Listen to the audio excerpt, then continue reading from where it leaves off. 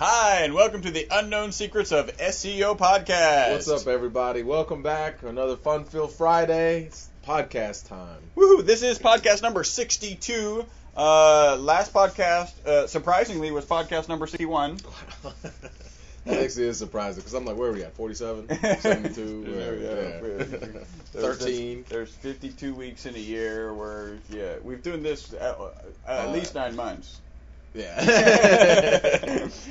You are listening to the most popular SEO podcast on iTunes. We love it when you stalk us, when you haunt us, when you corral us, and then throw us into a pot that includes you writing a review about us. And you can do that, and we appreciate when our listeners do that. Just go to iTunes, create an account, submit a review. It's a review, right? Review. I keep thinking, like testimonial. A review and a rating. A review and a rating. We only have 20 ratings. We're shooting for 1,020. So then everyone will doubt our ratings. Yeah, how'd these guys get 1,020 ratings? This is ridiculous. This is redonkulous. This isn't gonna work. Redonkulous. I love that word. Last podcast, we talked. Introduce yourself.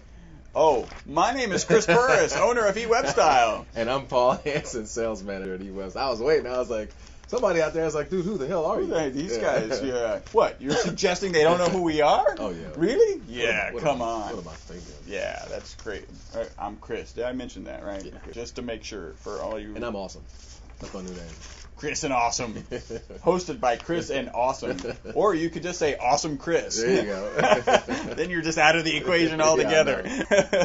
Yeah, as always, we like to talk about what we did introduce ourselves. So we like to talk about what we talked about last time, ever so briefly. And Paul, you brought the information about the keyword selector tool. Oh, yes. Keyword selector tool. I was about to go back to 2 podcasts ago because I think I actually did remember it. When you're selecting your keywords, it was about, what match types, broad match, phrase match, exact match. They're all important, and how you should some tips on how you should use all 3 of them to determine which words you should use for an SEO campaign for organic or natural listings. It's originally created for AdWords for paid campaigns, but it's a great tool to use for natural listings for search engine optimization. So take another look back at that one. I think we went over a couple other things, but I don't remember. Yeah, so I think most of the options that you had in there, and specifically what do they mean and what's the value, and what do you want to be choosing, and you touched on short tail keywords and long tail keywords. Short tail keywords, long tail keywords. For those of you who are just tuning in, long tail keywords. Shame on you first. I know. What's your problem? What took you so long to find? Long tail keyword is 3 keywords and above. So anything with 3 or more keywords in your keyword phrase. So that's very important. That's very, very important for you to know. So you should understand the difference between short tail, long tail, and the different match types using a keyword selector tool. And we always talk about, what is it, isn't there something like 5 things we talk about that are valuable? Number 1 is like keywords. Number 2 is like content. Number 3 is keywords. Number 4 is inbound linking. Or just linking in general. And number 5, what was that? Keywords. Oh, yeah, keywords. Real estate, location. We cannot stress this enough. Search engine optimization, keywords. So that keyword selector tool is really good. You should go back. That's kind of the second podcast or more on that keyword selector tool. There's that's how valuable keywords are, and that's just getting more into the nitty gritty of that keyword selector tool. Which if you go back and listen to the last podcast, it's kind of ironic that Google's keyword selector tool. Let me repeat that. Google's keyword selector tool is not in the first position when you type in Google keyword selector tool. It probably is now. Oh, yeah, that's right. They've had a week. Beta. They had a new one come out. That's why. Well, that's why I think so. They had a brand new version come out. So go back and listen to that podcast. That is podcast number 61. We appreciate it when you can find us. We'll get into that right now. You can find us on Twitter, twitter.com/eWebStyle. You can find us on Facebook, facebook.com/eWebStyle. We broadcast the video of this podcast live at 9:15 Central Standard Time, give or take 15 minutes, on Fridays, 9:15 Central Standard Time, on Ustream. The easiest, fastest, quickest way to find us on Ustream is just go to e-webstyle.com. That's our website. Put a // and then put Ustream, the letter U, Stream, Ustream, and that'll take you directly to our listing, our page on Ustream. Did I remember? I think that's very cool because every time you say, hey, check the audio feed, I Google eWebStyle and Ustream. So now I can just go to eWebStyle.com, Ustream. There you go. I'm Googling it, and I'm clicking here, clicking there, so thanks for saving me time on that. Now I know how to find it. I did that just for you. Awesome. Let's see. The other thing, YouTube. We have YouTube videos up, and you can find that. Again, the easiest way is e-webstyle.com/YouTube. That is not the letter U. That is the U with the 3 letters, and then tube. And that'll take you directly to our YouTube page, and you can find these videos out in YouTube land. A little bit of news. You have any chance? A little bit of news? Yes, I found some news today, and Woohoo! I'm sharing this I didn't even tell Chris because I thought it was just so ridiculously just stupid that I could not believe it. How stupid some people are. Arguably redonkulous. Yeah, redonkulously stupid. Here we go. Here's the title: Woman follows Google Maps walking directions, gets hit, sues. What? Are you serious? What? Come on. So, here's what's funny. This is funny, right? Oh, no. She got hit by a the same lady car. who got burned by hot coffee at McDonald's. It must have been, right? So this lady, right? This Really? story came out just a couple of days ago, May 28th. So she's in Utah, and she's trying to get from one spot to another, and there's a half-mile Utah? section. Oh, that explains it. There's a half-mile section where it says, take a walk down Deer Valley Drive. Now, for those of you who don't know, the Google Maps walking directions and all that, it's still in beta, right? That's kind of how they're going to get out of this, because it says still in beta, please use judgment or whatever it says. But what happens with Deer Valley Drive has another name as Utah State Highway 224. and then the news, it says a highway that lacks sidewalks. But where I'm from, they don't have sidewalks on freeway. So she walked down the freeway and got hit by a car, which she deserved to do if you walk down a freeway. Yes. And she's mad, and she's suing Google, of all people. Come on. Apparently, man. they did not teach her when she was in elementary school not to. Hey, Javier. Not to walk down the freeway. God, I mean, just like how stupid. Shouldn't she be suing her mother? Thank you. There right? you go. Shouldn't she be suing? Like, really? Let's be honest. The person who didn't teach her not to walk down the freeway is the person who should be sued. I don't know. Maybe it's the first grade teacher, second grade teacher. It's clearly anyone except for Miss whatever her name is. Rosenberg. Lauren Rosenberg. I don't even. I'm gonna Google her a little later, and I would have put her. She's got a Facebook page. You know the quickest one-word way to Google her? How? Retarded. There you go. Just Google retarded. It's got to have her right. with a thumbs up. Lady who follows Google walking directions and gets hit on a freeway. Oh, that's crazy. Oh man, that got me all worked out. I mean, I couldn't believe I read that. Like, how stupid can you be? Oh, that's nuts. All right. Well, since we're talking about Google, let's bring this up. Google's about to turn all the private Wi-Fi data that they collected as they were touring around the streets of Europe to a European legislative branch or organization or something. Oh, really? I don't know how it works. So now the government can really watch what you're doing because they have your Wi-Fi. Maybe this is a whole, if you're a conspiracy enthusiast, you're like, the government told Google to do it, and then they would catch them, and then they had to turn the data over to the government. Now the government has our data. That's how it always works. I just want to know, so it seems very clear that this was a plan, it wasn't just like a rogue driver in a Google mobile who decided to collect private data. This was like a company decision. Hey, dudes, I got a great idea. While we're out driving around on the streets, we should collect people's private data. Who makes that decision? Yeah, really though. They don't give them walking directions because they're going to get hit. Thank you. Because that is stupid. Oh, yeah, I don't know. I really don't know who come up with that. We also have, this is interesting for U.S. listeners, AT&T is going to get rid of their all one-tier pricing, like their unlimited plan. They're going to go really? into tier pricing, yeah. And some people are like, oh, yay, because, some people use some and some people use a whole lot, and so they should actually tier that pricing. Okay, that makes sense. I use about 500 minutes a month. Maybe. Not a lot. Average? Maybe, yeah. I'm saying an unlimited plan, like would not only double my month expenses, yeah. It double my expenses, but I don't really use that many minutes. I use it. The last thing I use my phone for is talking. It's kind of ironic. Yeah. Talkie. Is that crickets? If this was a radio, we'd have got 5 minutes at time right We're there. gonna get rid of those crickets somewhere here. Housekeeping. Let's see. Oh, this is kind of cool. Kaza founders are gonna try music again. Okay. So you remember, the guys who founded Kaza? Oh, yes. Yeah. It's probably Kaza. Yeah. Is that the crickets again? Yeah.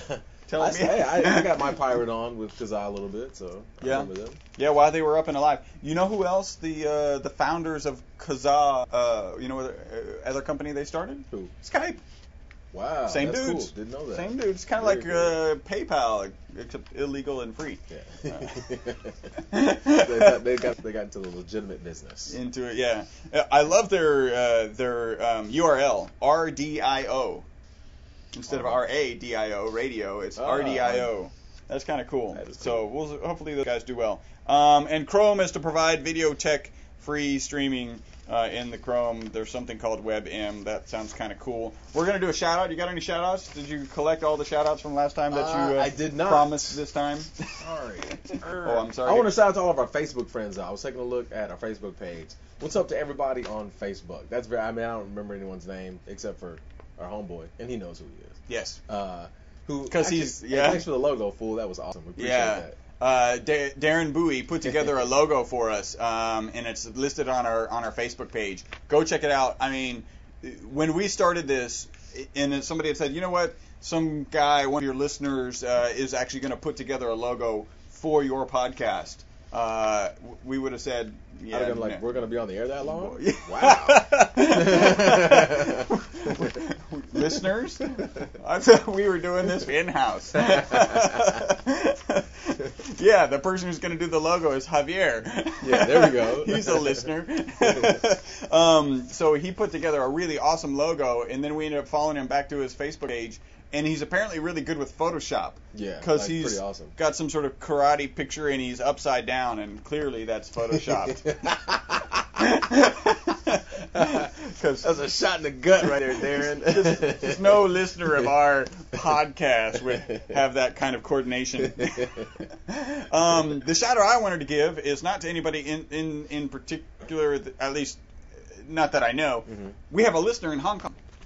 That's what's up. We have at least one listener in Hong Kong. So whoever's listening to us in Hong Kong, ni hao ma.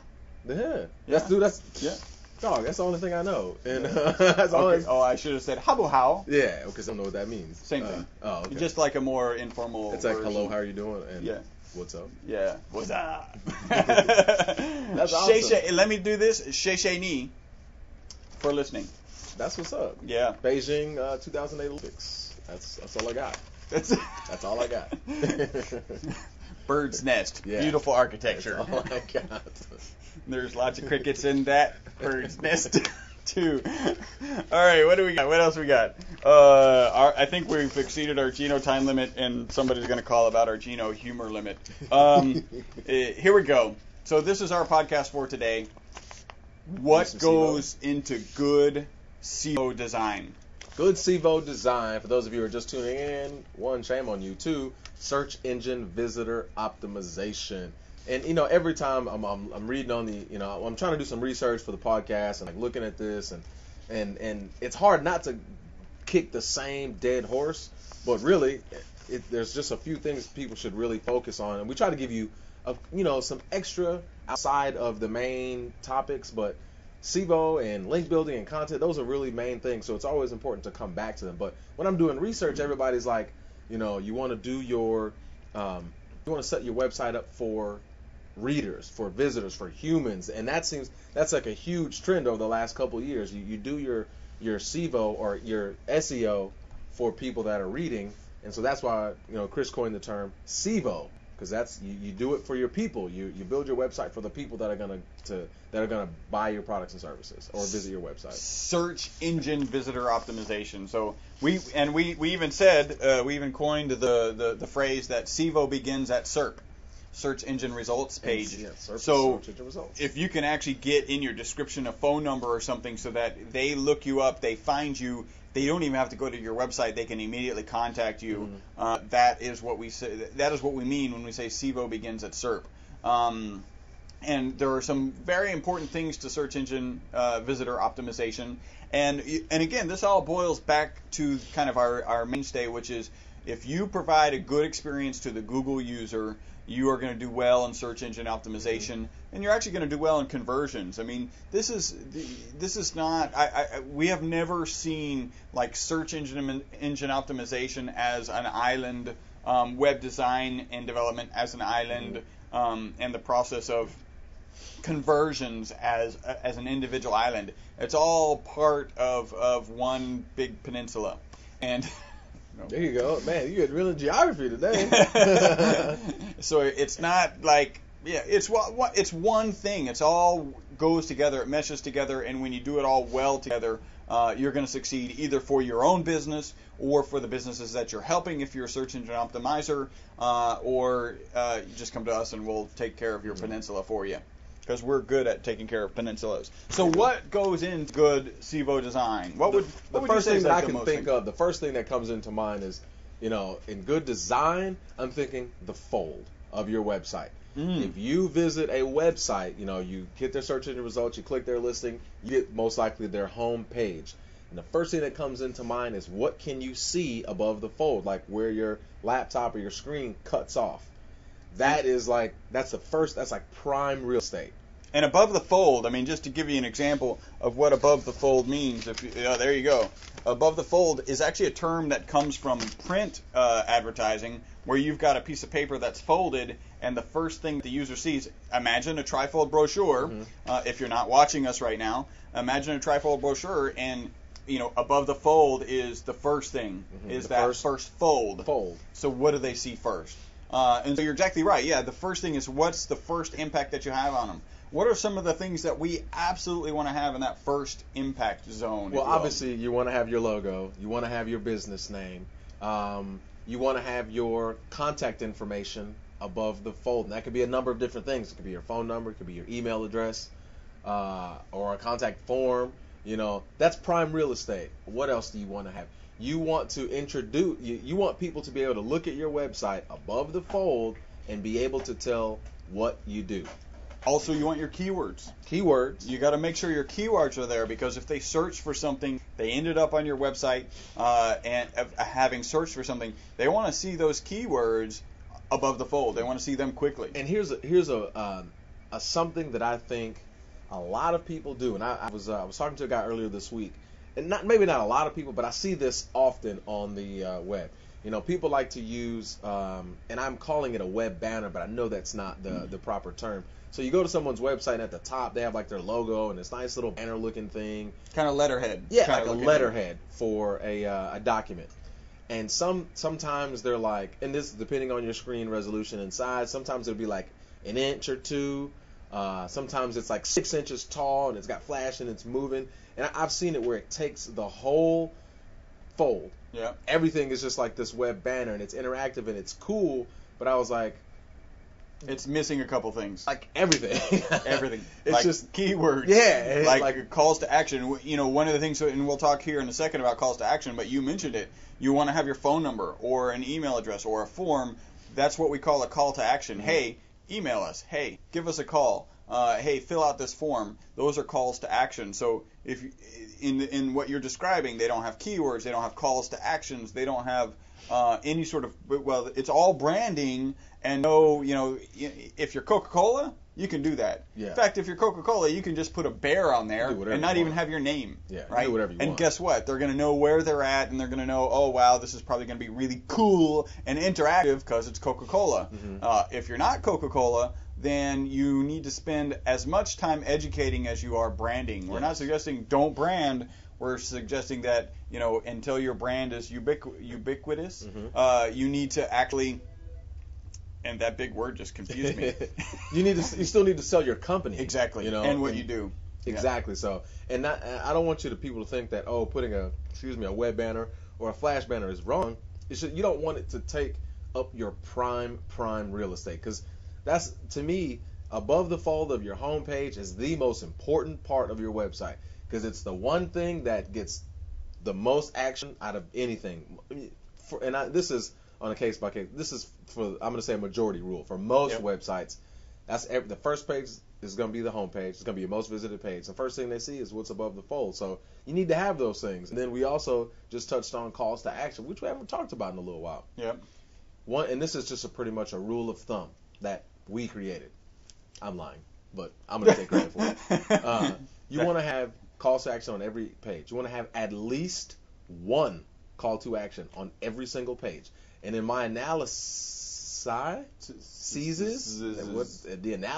things that I do, I'm always telling people, you want to have at least one call to action. You want it to have, on your homepage, you better have one above the fold to get them to take action.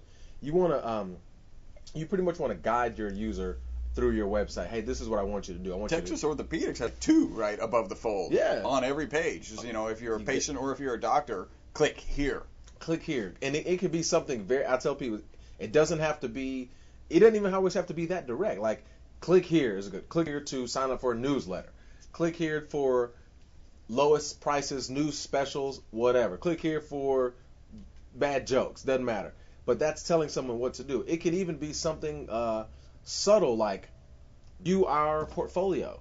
Or, it doesn't have to be like something interactive directly between you and the company. It just needs to be interactive with them within the website. So, getting them to go to another web page or portfolio or whatever it is. There exactly you go. Right. Yeah, it could be to take them to a different page. And I tell people, you want to kind of guide them. Hey, I want you to go to my home page, my products page. I want you to click this product because it's on sale. I want you to add it to your shopping cart. Then I want you to make a purchase. And you can kind of, send us the money. Yeah, you can kind of guide them through the path that you want them to take. Now, it'll probably never happen the way you want it, but you can kind of guide people through your site the way you want it. Calls to action are very important. You should be going through your site. Every single page needs to have a call to action. Yep. Now, if you do e-commerce, that's going to get a little more complicated and time consuming, but it should still have a call to action. Yep. On every single page. It needs to be a priority, calls to action. Absolutely. In fact, that's the first thing that I wrote down on the list, which, by the way, is just part of the more important thing that you mentioned, which is above the fold. Like the first thing that they see is what you need to focus on. And there is more to SEO design than above the fold. That's just my soapbox that I jumped on. It's a big part of it. Absolutely. So calls to action. There's another call to action or something that really can be useful, and that's what are called white papers or any sort of informative papers. If you can put together an article of top 10 reasons you shouldn't use the competition. So you certainly don't want to title your article that way, but it should be top 10 reasons efforts or whatever this service fails. Or top 10 reasons why top 10 things to look out for when selecting a web designer or an SEO. Yep. I just read that article not too long ago. So yeah, or top 5 things to make sure your SEO has under their belt or whatever. Those people are really interested in those top 3, top 5, top 10 kinds of articles, and you can collect their email address and their name from that, and that gives you the opportunity now to interact with them further beyond just them coming to your website and leaving. So there's a lot of value. That's another call to action. Of course, the phone number, and call us now. Call us now. Also, instant chat. On a website, you're starting to see that more and more. And there's a lot of value in it. There are people who do not want to pick up the phone and call. and they're happy to interact via, instant message, a web-based instant message. So, live person or an online chat is a great thing, and that's actually a call to action. I for one would prefer to chat because I don't like having to get through press 1 for this, press 2 for that. I'm like, hey, we chat with somebody. This is what I'm looking for. Bang, bang, bang. I think that's awesome. I like seeing those things. Yep. No, that's really good as well. What else should go into your design? Well, this is a key one, and I think it can be easily overlooked and kind of assumed, which is easy navigation. I overlook that all the time because I assume that. I don't even want to say this, but I'm going to say it. Unless you're a retard. Seriously. Unless you're going to follow Google walking directions down saying. A freeway. Your website should be consistent throughout. Except for that dude that I showed you yesterday, and I was like, his website is like, oh, no, that was our, let me not say it because that's one of our clients. Dysfunction. Ow. But I saw another guy's site that I've been talking to, and his website is like 4 sites onto one. You click his homepage. It looks okay. You click his About Us page, completely different design. You click the Contact Us page, something completely different. I mean, he had like 4 sites in one. This is another guy, not our client that I'm talking about. that we're working on fixing. But I think it's, and I probably gonna give these the back seat when I'm doing an analysis because I assume everyone should understand that your website should look the same on every single page. Your navigation menu should be the same on every single page. It should be easy to navigate. You should have a sitemap. I'll probably say 2. You should probably have an XML and an HTML sitemap. Yep, absolutely. And that kind of what you're talking about. So when we say easy navigation, we're thinking, okay, typically you want to have navigation across the top. Mm-hmm. You want to have navigation probably across the left-hand side. If you're in the United States, I know that's in the U.S. because we read left or right. Right. If you're in Japan, maybe? Sure. On the right? I don't know. Konnichiwa. Because I think they read from right to left, but... Konnichiwa, if you're in Japan. So it may be different in some of the countries where you read back to front, or what we would call back to front, or what Australians would call back to front, because most Americans don't use that. But you want to be consistent on every single page. You don't want to, if it's on the top on your home page, you don't want it down the left-hand side on your Contact Us page. Yep. You want it to be in the same spot, in the same order, and you want it, make sure you don't have any broken links. You want it to work. There is a broken link checker. Go to Google's Webmaster Tools.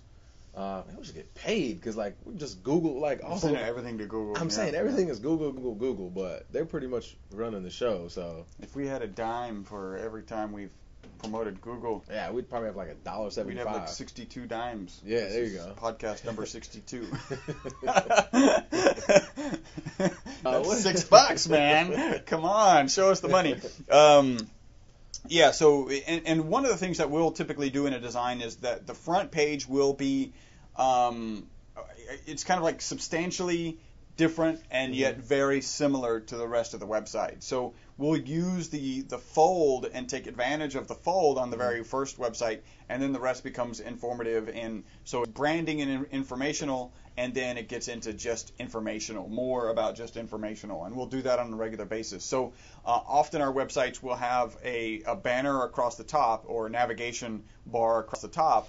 On the home page, it won't have one on the left, and then for the rest of the pages, it will have one on the left. Okay. And here's another thing that I that is directly related to navigation: breadcrumbs.